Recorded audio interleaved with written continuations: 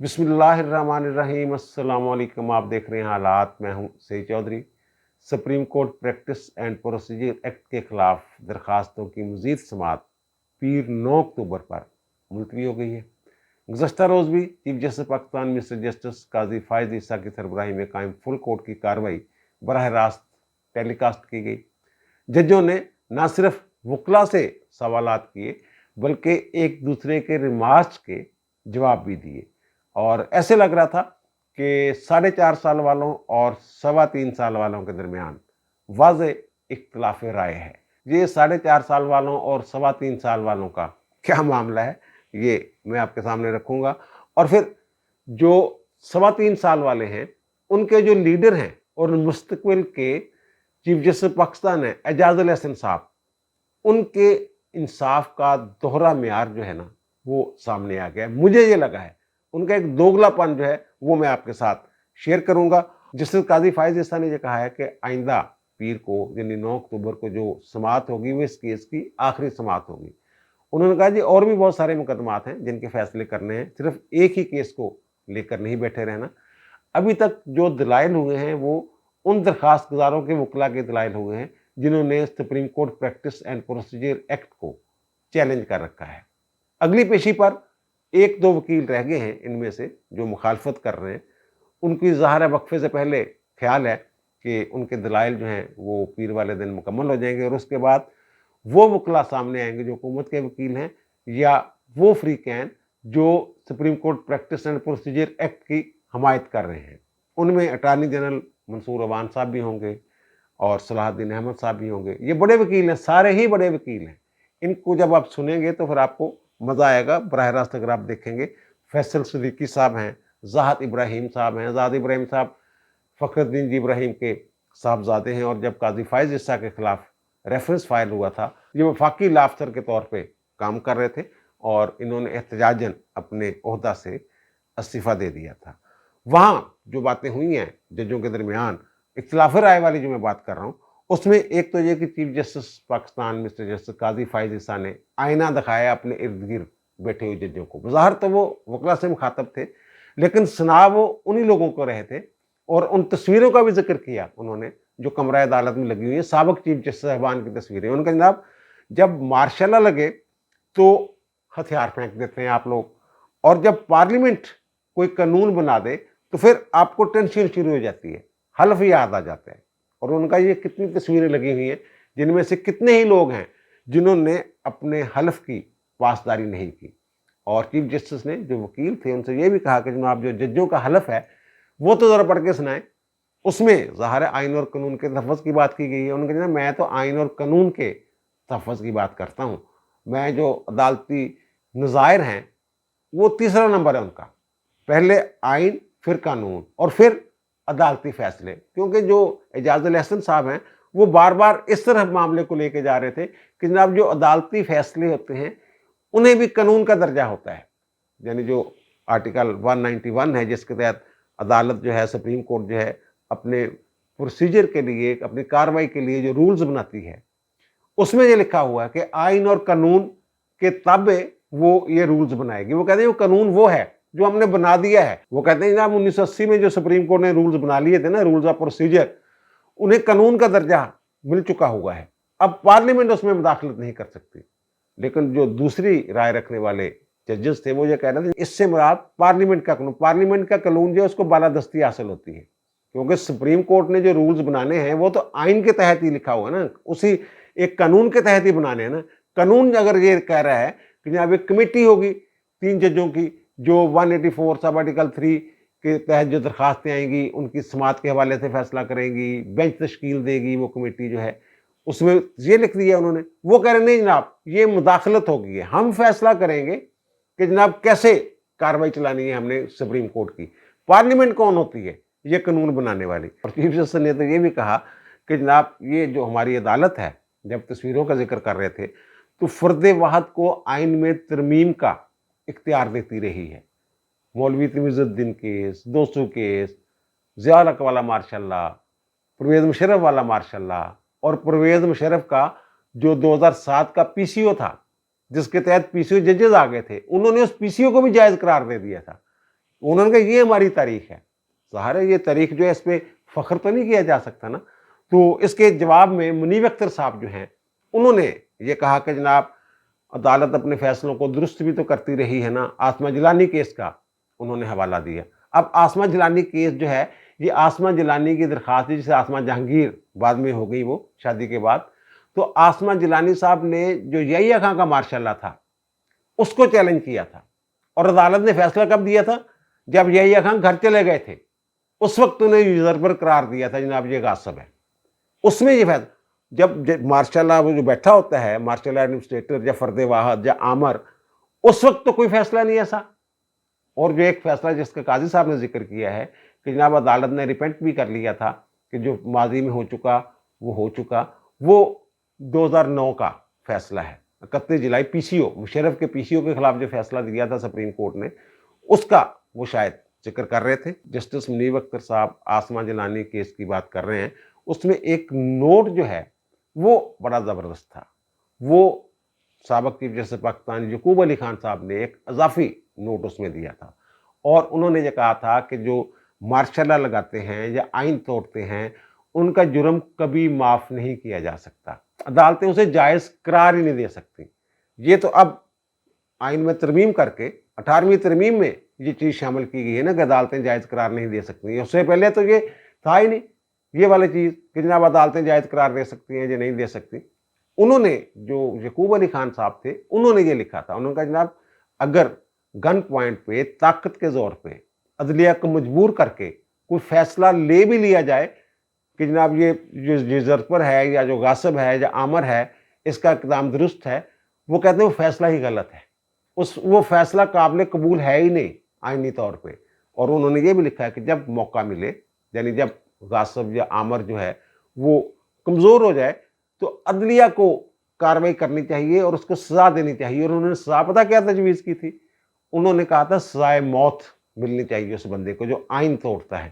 اور دلچسپ بات یہ ہے کہ جو ان کی قبر کا کتبہ ہے اس پہ ان کا جو اضافی نوٹ تھا وہ درج ہے. ان کی قبر پہ لکھا ہوا ہے یہ والی چیز جو ہے. بہرحال یہ انہوں نے منیب صاحب نے کہا، لیکن وہ یہ بھول گئے کہ وہ تو آمر کے جانے کے بعد اور اس کے بعد کتنے فیصلے آئے؟ 3 فیصلے آئے جس میں جو آمر تھا ان کے اقدامات کو درست قرار دیا گیا، مارشاء اللہ کو جائز قرار دیا گیا.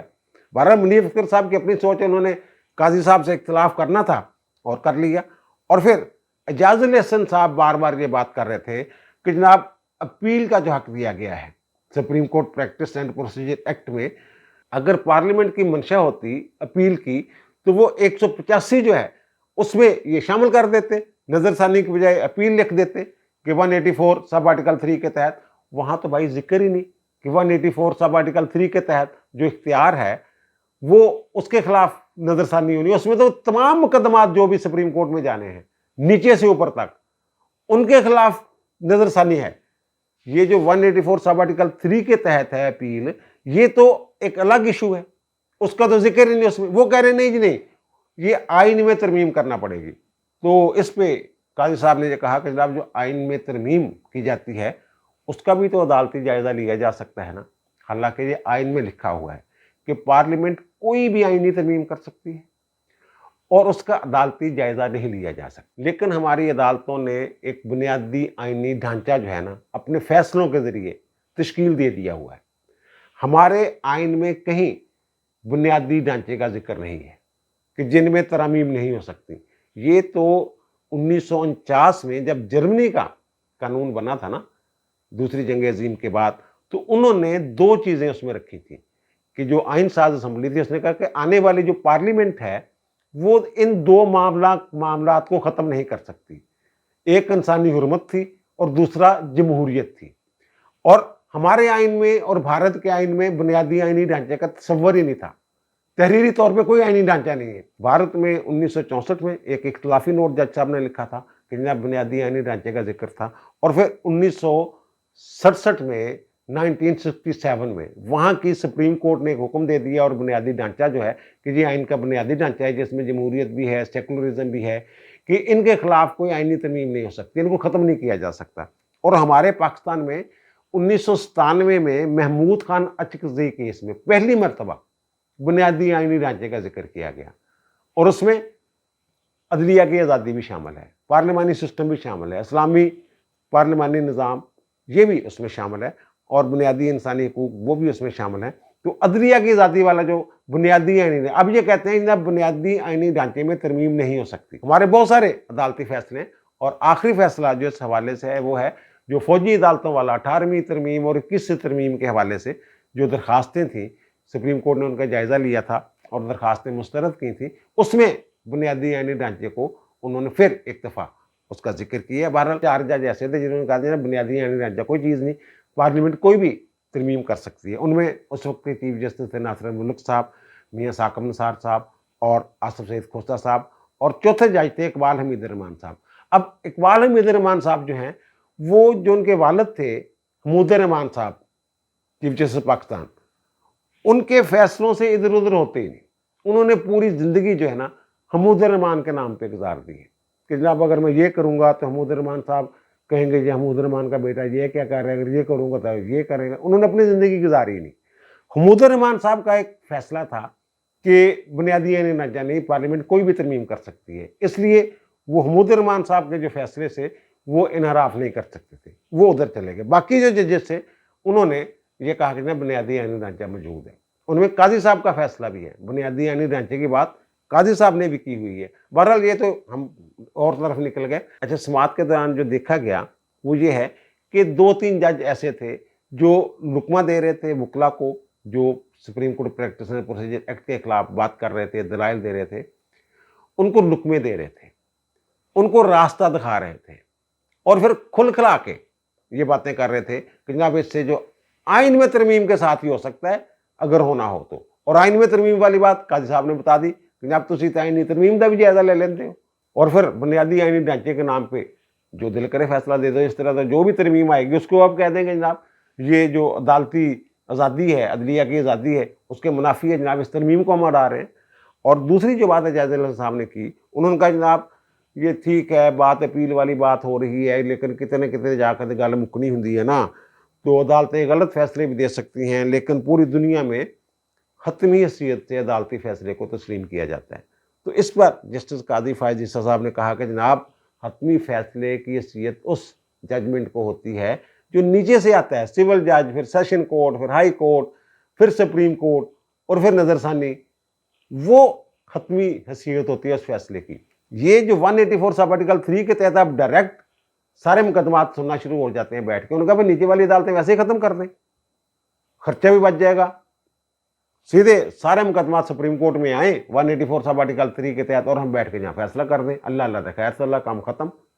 ان کا اپیل کا حق ہونا چاہیے، اسلام بھی اپیل کا حق دیتا ہے، وفاقی شرعی عدالت کی ججمنٹ بھی موجود ہے، انہیں اپیل کا حق دیا جانا چاہیے، اور جو عالمی عدالت انصاف ہے اس کا فیصلہ موجود ہے کلبھوشن والے کیس میں، اور اسے ہم نے مانا ہوا ہے کہ اپیل کا حق ہونا چاہیے، اسے اپیل کا حق دیا تھا نا، تو یہاں اپیل کا حق نہیں مل سکتا 184 سب آرٹیکل 3 کے تحت جو مقدمات کے فیصلے ہوتے ہیں۔ بہرحال قاضی صاحب نے جواب دیا آگے تھے، اور پھر وہ ظاہر ہے پھر جو انہوں نے کہا۔ اور دوسری بات جو میں کہہ رہا ہوں کہ اعجاز الحسن صاحب جو ہیں یہ دوہرا معیار بنائے ہوئے ہیں۔ ایک تو یہ آپ کو یاد ہوگا جب پہلی پیشی تھی اس کیس کی، قاضی صاحب فل کورٹ میں جب پہلی پیشی تھی، تو اس وقت قاضی صاحب نے یہ کہا تھا کہ اس ایکٹ میں یہ لکھا ہوا ہے کہ 3 رکنی کمیٹی ہوگی، چیف جسٹس صاحب ہوں گے اور 2 سینئر 3 جج ہوں گے، یعنی سردار طارق مسعود صاحب اور اعجاز الحسن صاحب، یہی بنتے ہیں نا کمیٹی۔ تو انہوں نے کہا کہ میری اپنے برادر ججوں سے بات ہو گئی ہے، اور اب ہم تینوں مل کے جو روسٹر وغیرہ ہے وہ تینوں مل کے بنائیں گے۔ تو اور یہ اعجاز الحسن صاحب راضی ہو گئے اس پہ۔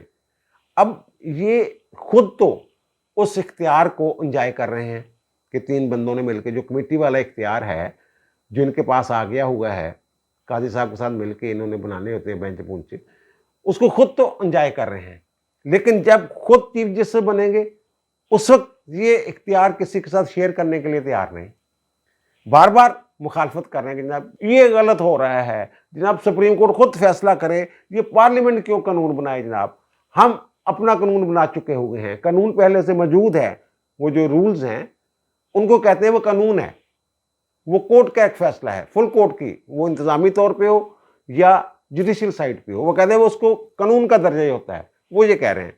तो अपने जो इख्तियार है उसमें वो पावर शेयरिंग के वो कायल नजर नहीं आता कि जनाब जब मैं चीफ जस्टिस बनूंगा काजी साहब के बाद, तो फिर मैं इंडिपेंडेंटली मैं जो करूं, चाहे जैसे जो साकब करता था, जो गुलजार करता था, या जो बंदयाल साहब जाते जाते कर गए।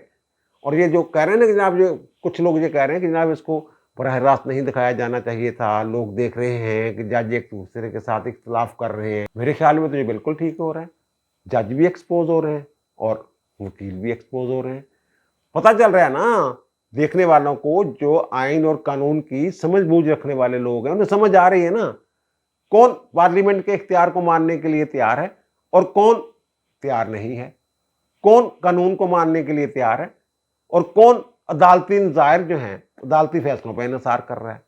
और सारी दुनिया में ये है, काजी साहब ने कहा भी पूरी दुनिया में मुझे दिखा दें कि अपील का हक ना हो किसी केस में।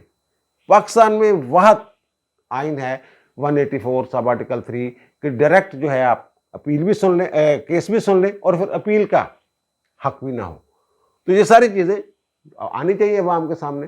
पहले तो ये होता था ना कि हम ख्याल जजेस थे वो इकट्ठे बैठते थे, वो इख्तलाफ ही नहीं होता था उनका किसी बात पे, वो तो पहले तय करके बैठे होते थे कि जनाब ये फैसला करना है हमने, और पहले लोगों को पता चल जाता था किस केस का क्या फैसला आना है। अब ज़ाहिर है वो दोनों तरफ का जो नुक्ता नज़र है वो कौम के सामने आ रहा है और कौम देख रही है और कौम समझ भी रही है कि जनाब यह क्या हो रहा है। मेरा तो ख्याल है ये जो बराह रास्त दिखाया जा रहा है अदालती कार्रवाई को, ये बिल्कुल दुरुस्त है। अब जो मैं बात कर रहा हूँ ना कि 4.5 साल वाले और 3.25 साल वाले, इन दोनों के दरमियान आपने देखा होगा कार्रवाई के दौरान कि जनाब मुनीब अख्तर साहब, एजाज अल एहसन साहब और आयशा मलिक साहबा, ये तीनों जो हैं ये जो अपनी राय दे रहे हैं वो इस एक्ट के खिलाफ दे रहे हैं। वो कह रहे हैं जनाब ये आइन से मुतसादा में अदलिया की आज़ादी के मुनाफी है, अगर करना था तो आइन में तरमीम करें, ये कानून के जरिए नहीं। ये जो मैं 3.25 साल और 4.5 साल वाली बात कर रहा हूँ ना, ये आपने देखा होगा प्रोसीडिंग के दौरान कि जस्टिस एजाज अल एहसन, जस्टिस मुनीब अख्तर और जस्टिस आयशा मलिक वो इस एक्ट के खिलाफ जो दलाइल थे उनकी हौसला अफजाई कर रहे थे और उन्होंने वाज़ेह तौर पे ये रिमार्क्स के जरिए अपनी राय दे दी है कि जनाब ये एक्ट जो है ये आइन के मुनाफी है, अदलिया की आज़ादी के मुनाफी है और अपील शपील कोई नहीं होती। जो अगर अपील की मंशा थी पार्लियामेंट की पहले जिन्होंने ये कानून बनाया था तो फिर वो पहले ही रख देते इसमें। ये इन तीनों की राय जो थी बार बार सामने आ रही थी, खासतौर पर एजाज अल एहसन साहब और मुनीब अख्तर साहब बड़े बरीक नुक्ते कट के ले आ रहे थे। और दूसरी तरफ जस्टिस काजी फायज ईसा, जस्टिस मंसूर अली शाह और जस्टिस याहिया अफरीदी थे जो ये कह रहे थे जनाब अपील का हक भी होना चाहिए और जो फ़र्द वाहद का इख्तियार है बेंच बनाने का, ये भी जो कमेटी बना दी है ये दुरुस्त फैसला है। ये इख्तियार छीना नहीं गया बल्कि उसको वुसअत दी गई है। इन तीनों का नुक्ता नज़र ये था। इनके साथ अतर मिल्ला साहब भी थे, मंदोखेल साहब भी थे, ये वो भी यही बात कर रहे थे। अब 4.5 और 3.25 वाली मैं बात क्या कर रहा हूँ, ये जिन लोगों का मैं जिक्र किया है मैंने, काजी साहब का, एजाज अल एहसन का, मंसूर अली शाह का, मुनीब अख्तर का, याहिया अफरीदी और आयशा मलिक का, इन सब ने, काजी साहब तो अब चीफ जस्टिस हैं, बाकी जो हैं उन्होंने चीफ जस्टिस बनना है आगे जाके। और जो काजी साहब हैं वो कह चुके हुए हैं कि मुझे ये इख्तियार नहीं चाहिए वन मैन शो वाला कि मैं बेंच बनाता फिरूं। मैं तो इस बात पे राजी हूं जो कानून में लिख दिया उन्होंने कि 3 रुकनी जो कमेटी है, उन्होंने कमेटी बना भी दी हुई है, हुक्म इम्तनाई जारी किया था इन्होंने, लेकिन पिछली पेशी पे इन्होंने ये फैसला कर दिया, जजमेंट ने लिखवा दिया इन्होंने कि जनाब हम तीनों मिलकर जो है वो बेंच वगैरह बनाया करेंगे। तो वो बन रहा है। तो काजी साहब अपने शक से दस्तबरदार हो चुके। और दूसरा जो मंसूर अली शाह साहब हैं जिन्होंने चीफ जस्टिस बनना है, वो भी अपने इस हक से दस्तबरदार हो रहे हैं कि जनाब अपने इख्तियार से या अपनी पावर से वो कहते हैं ठीक है जनाब कमेटी ठीक है। और याहिया अफरीदी साहब की जो ऑब्जर्वेशन सामने है वो भी ये कह रहे हैं जब कानून में ये कह दिया गया है कमेटी बननी चाहिए तो फिर ठीक है। ये काजी साहब ने रहना है 1 साल 1 माह 9 दिन चीफ जस्टिस, और मंसूर अली शाह साहब ने रहना है 2 साल 3 माह 23 दिन चीफ जस्टिस, और याहिया अफरीदी साहब ने रहना है 1 साल 1 माह और 9 दिन चीफ जस्टिस। اور یہ مجموعی طور پر 4 سال 6 ماہ اور 11 دن بنتے ہیں ان کے، جو یہ اپنا اختیار چھوڑنے کے لیے تیار ہیں۔ یہ 4 سال 6 ماہ اور 11 دن بنتے ہیں ان کے۔ اور دوسری طرف اعجاز الاحسن صاحب، انہوں نے رہنا ہے 9 مہینے 10 دن چیف جسٹس، اور اس کے بعد منیب اختر صاحب نے 1 سال اور 16 دن چیف جسٹس رہنا ہے، اور اس کے بعد عائشہ ملک صاحبہ جو ہیں انہوں نے رہنا ہے 1 سال 5 ماہ اور 10 دن چیف جسٹس، یعنی ان لوگوں نے 3 سال 3 ماہ اور 7 دن چیف جسٹس رہنا ہے، جو یہ کہہ رہے ہیں کہ جناب یہ ہمارا اختیار ہے، چیف جسٹس کا اختیار ہے، یہ کسی کے ساتھ شیئر نہیں کیا جا سکتا، رولز بن گئے 1980 میں اور وہی قانون ہے۔ یہ وہ لوگ ہیں۔ اچھا، وہ تیار ہیں 4 سال 6 ماہ والے جو ہیں، وہ تیار ہیں کہ ٹھیک ہے جناب، ہم اپنے اس اختیار سے دستبردار ہوتے ہیں، اگر یہ کسی اور کو بھی چلا جاتا ہے، 2 بندے اور بھی شامل ہو جاتے ہیں تو ہمیں کوئی اعتراض نہیں۔ لیکن یہ کہہ رہے ہیں نہیں، اور اعجاز الاحسن صاحب جو ہیں وہ انجوائے بھی کر رہے ہیں، اس وقت کمیٹی میں موجود ہیں نا۔ جو پچھلی پیشی پہ ججمنٹ لکھی گئی تھی اس میں لکھا ہوا ہے کہ میرے برادر ججز جو دائیں بائیں بیٹھے ہوئے ہیں وہ اس کمیٹی کا حصہ ہوں گے، طارق مسعود صاحب اور اعجاز الاحسن صاحب۔ یہاں کہتے ہیں نا کہ نہیں جناب، فیصلہ ہو لینے دیں پہلے، پھر میں کمیٹی میں بیٹھوں گا۔ اگر supreme court practice and procedure act جو ہے یہ بحال ہو گیا تو پھر میں قانون کے تابع بیٹھوں گا اس کمیٹی میں۔ اب نہیں میں بیٹھ سکتا، ابھی تک حکم امتناع جاری ہے، حکم امتناع ختم نہیں ہوا، تو میں کیوں بیٹھوں؟ وہاں انجوائے کر رہے ہیں کہ چلو جتنی دیر چلتا ہے اتنی دیر تک چلاؤ، لیکن اپنے اختیار کو یہ پروٹیکٹ کر رہے ہیں اور کہہ رہے ہیں جناب یہ قانونی غلط ہے۔ جب میں بنوں گا، میں تو جناب کمیٹی کوئی نہیں بناؤں گا، مجھے تو کمیٹی منظور نہیں ہے، اب خود کمیٹی میں بیٹھے ہوئے یہ ایکسپوز ہو رہے ہیں، یہ چہرے سامنے آ رہے ہیں کہ یہ کس طرح کی سوچ رکھنے والے لوگ جو ہیں عدلیہ میں بیٹھے ہوئے۔ اب دیجیے مجھے اجازت، انشاءاللہ دوبارہ ملاقات ہوگی نئے ویلاگ کے ساتھ۔ اللہ تعالیٰ آپ پر، مجھ پر، ہم سب پر مہربان رہے۔ اللہ حافظ۔